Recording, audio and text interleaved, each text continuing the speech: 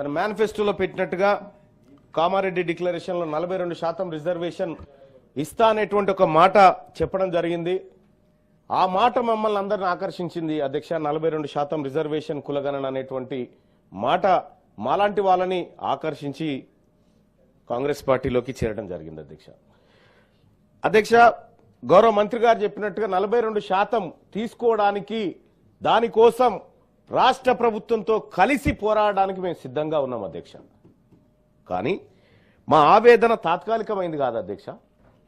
ఇది ఎందుకు చెప్తా ఉన్నంటే అధ్యక్ష, ఇప్పుడు మంత్రి గారే చెప్పారు 150 ఇండ్లకు ఒక క్లస్టర్గా డివిజన్ చేసి మనం రాష్ట్రంలో సర్వే చేసినామని చెప్పి చెప్తా ఉన్నాం అధ్యక్ష. ఎస్, మంత్రి గారు చెప్పిన మాటే ముఖ్యమంత్రి గారు కూడా చెప్పిండు అధ్యక్ష. 94,643 క్లస్టర్లుగా విభజించినామని చెప్పిండు అధ్యక్ష. ఈ 150 ఇంటూ 94,643 కొడితే 1,41,000 ఇండ్లు వస్తున్నాయి. 1,41,00,000 ఏది 1,41,00,000 ఇండ్లు వస్తున్నాయి అధ్యక్ష. మరి మేబీ కావచ్చు, నేను కాదంటలేను. కానీ ఈ క్లస్టర్ల విభజన కానీ లేకపోతే మనం చేసినటువంటి కార్యక్రమంలో నేను గతంలో పదే ఇప్పుడు కూడా చెప్తా ఉన్నా, ఏమైనా పొరపాటు ఉంటే సరి చేసుకోవడానికి ఛాన్స్ ఉంది. ఎందుకంటే ఇంకా మనం లెక్కలు బయట పెట్టలే కాబట్టి.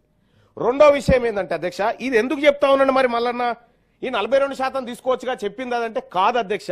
అక్కడ దాని చాటును దాగి ఉన్న ప్రమాదాన్ని చెప్తా ఉన్నాను నేను. దయచేసి మా అన్నగారు గమనించాలి, గౌరవ మంత్రి గారు గమనించాలి అధ్యక్ష. 42% మాకు ఇస్తాన్న మాటకు కట్టుబడి ఉన్నందుకు కాంగ్రెస్ పార్టీకి ఆ పార్టీ అధినాయకత్వానికి మేము కృతజ్ఞతతో ఉన్నాం అధ్యక్ష. బీసీలం ఇప్పటికి కూడా ఉంటాం. కానీ ఇక్కడ ఈడబ్ల్యూఎస్ కోటా అధ్యక్ష, గౌరవ జీవన్ రెడ్డి గారు ఒకానొక సందర్భంలో మేము 10% లేమయ్యా, మాకు 10% ఎందుకు ఇస్తున్నారయ్యా ఈడబ్ల్యూఎస్ అని చెప్పి జీవన్ రెడ్డి గారు చెప్పినటువంటి మాట అధ్యక్ష.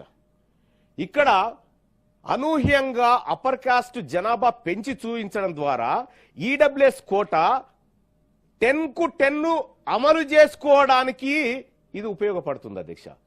మరి ఈ 56% చూపిస్తే వాస్తవానికి నా అంచనా ప్రకారం ప్రభుత్వ లెక్కల ప్రకారమే ఎక్కువ ఉంది. అయినా కూడా ఓకే, పర్వాలేదు అధ్యక్ష. కానీ ఈడబ్ల్యూఎస్ కోటా ఇది నిన్ననే గ్రూప్ 1 రిజల్ట్స్ వచ్చినాయి. గ్రూప్ 2 మెరిట్ లిస్ట్ వేసినాం. వాళ్లకు దక్కాల్సిన వాటా కంటే అధిక మొత్తంలో దక్కుతా ఉంది. ఎందుకు దక్కుతుంది? ఇక్కడ నీ జనాభా తక్కువ చూపించి వాళ్ళది ఎక్కువ చూపించడం వల్ల ఆ 10% ఇంప్లిమెంట్ అవుతుంది. లేకపోతే కోర్టులో ఆ 10% ఉంచవు. మరి ఈ వర్గాలకు దక్కాల్సినటువంటి ఉద్యోగాల దగ్గర, ఈ వర్గాలకు దక్కాల్సినటువంటి అవకాశాల దగ్గర ఈడబ్ల్యూఎస్ ఎఫెక్టివ్ గా వర్క్ చేస్తా ఉంది. దాన్ని రక్షించేటువంటి కార్యక్రమాలు జరుగుతా ఉన్నాయి. ఓకే, చెప్తా. ఓకే, ఆ డాటాకు నోటిఫికేషన్ కు ఇప్పుడు సంబంధం లేదని చెప్తా ఉన్నారు అధ్యక్ష. మంచిది అధ్యక్ష. నేను జరగబోయేది ఇప్పుడు ఈ రోజు జరిగిన అంశం గురించి కాదు అధ్యక్ష, భవిష్యత్తులో జరగబోతున్నటువంటి దాని గురించి చెప్తా ఉన్నా నేను. భవిష్యత్తులో జరగబోయేటువంటి ప్రమాదం గురించి మనమంతా ఇక్కడ ఉన్నటువంటి నాయకులం, గౌరవ మంత్రి గారు, మేమంతా బలహీన వర్గాల నుంచి బీసీ నాయకత్వం నుంచి వచ్చినటువంటి వాళ్ళం. మేమంతా మా వర్గాలకు అన్యాయం జరుగుతుంటే గౌరవ అధ్యక్ష మీరు కూడా ఇదే వర్గాల నుంచి వచ్చినారు. ఈ వర్గాలకు ఫ్యూచర్ లో జరిగేటువంటి ప్రమాదాన్ని పసిగట్టి లెక్కలు పక్కాగా ఉండాలని చెప్తా ఉన్నా నేను. ఇవాళ నేను 42%కు వ్యతిరేకంగా లేను. 42% తీసుకుంటాం, 42% బరాబర్ తీసుకుంటాం. అది మన వాటా తాత్కాలికమైందే, పూర్తి స్థాయిలో అంటలేం. ఇంకా మళ్ళీ తీసుకోవాల్సినటువంటి అవసరం ఉంటుంది. కానీ 42 అయితే తీసుకుంటాం, తీసుకొని ముందుకు పోతాం. ఇదే సమయంలో ఈ లెక్కల విషయంలో కూడా ఇదే పుస్తకంలో ఒక 10 సార్లు నిరూపించేంత డాటా ఉంది దీంట్లోనే. మరి ఈ రాష్ట్ర ప్రభుత్వం ఎందుకు ఇలాంటి లెక్కలు తీసుకొచ్చి కన్ఫ్యూజన్ క్రియేట్ చేసింది అనేది నాకు అర్థం కాలేదు.